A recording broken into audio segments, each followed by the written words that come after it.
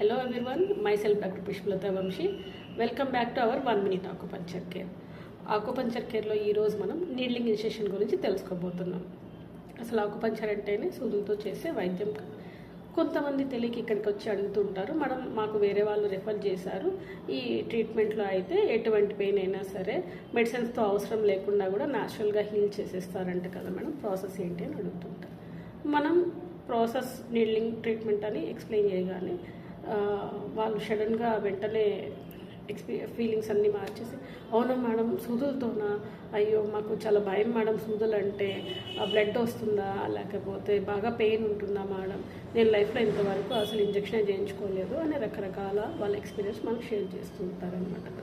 So చాలామందికి ఆ భయాలు ఏమీ అవసరం లేదండి. సో మనం యూజ్ చేసే నీడిల్స్ వెరీ టైనీ, అంటే మన వెంట్రుక ఎంత సన్నగా ఉంటుందో అంత tiny needles and sterilised needles use చేస్తాం. దాని మెజర్మెంట్ కూడా 0.25 mm డెన్సిటీ మాత్రమే ఉంటుందండి. సో ఎవరు భయపడక్కర్లేదు, happy to do the acupuncture treatment. Thank you, see you tomorrow.